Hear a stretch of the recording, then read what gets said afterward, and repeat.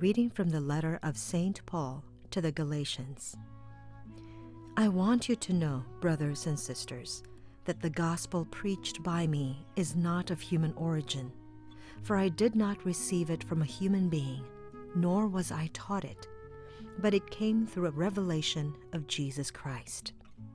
For you heard of my former way of life in Judaism, how I persecuted the church of God beyond measure and tried to destroy it, and progressed in Judaism beyond many of my contemporaries among my race, since I was even more a zealot for my ancestral traditions. But when God, who from my mother's womb had set me apart and called me through his grace, was pleased to reveal his Son to me, so that I might proclaim him to the Gentiles, I did not immediately consult flesh and blood, nor did I go up to Jerusalem to those who were apostles before me. Rather, I went into Arabia and then returned to Damascus.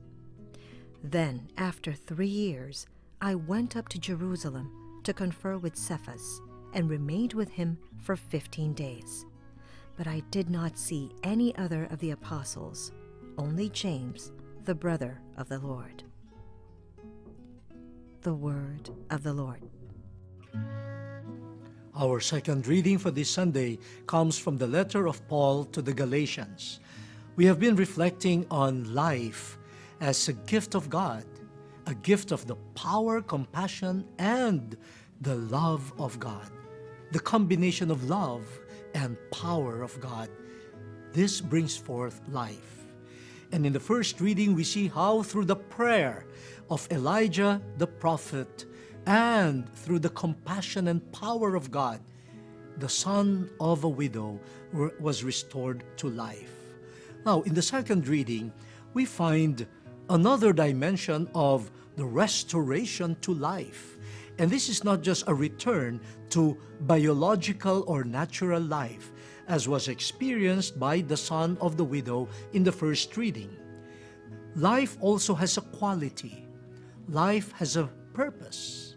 Life is life because of its meaning, because of its purpose. So even if we may be physically healthy, we need to be restored to life in terms of purpose, direction, and meaning. And this was the experience of St. Paul. He talked about his former way of life in Judaism. And what was this former way of life in Judaism? It was not bad at all. It was filled with zeal for the Word of God. It was filled with zeal to preserve the traditions of his ancestors in the faith.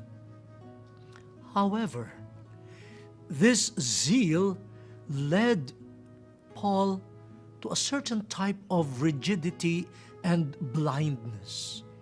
Out of his zeal for his Judaic faith, he desired to persecute the Church of Christ.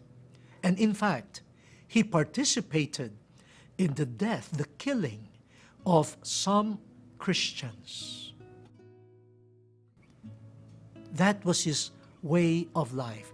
Out of zeal for God, he was willing to kill. Out of zeal for his traditions, he was willing to persecute.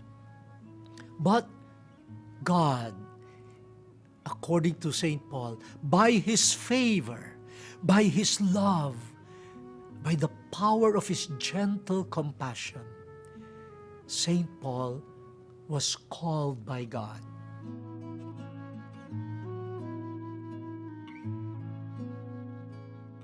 Again, not out of any merit on his part, but simply out of the love, the gracious love of God. And new life was given to St. Paul, a new direction. He is now the apostle of Jesus' gospel, because Jesus himself had revealed himself to St. Paul. St. Paul experienced love and divine power in the revelation of Jesus. And that changed his life. That brought him to a new direction. It was clarified for him that he would be the apostle to the Gentiles. Again, new life coming from the gracious God, from his love and compassion, and also from the power of his word, the power and the authority of his gospel. My dear brothers and sisters, so in the second reading, we are being asked, how is your life? Not in terms of your physical health, but how is your direction in life? And if you desire to be reborn in your meaningfulness and purpose in life, then rely on the compassion of God and the power of his gospel, and you will be restored to life.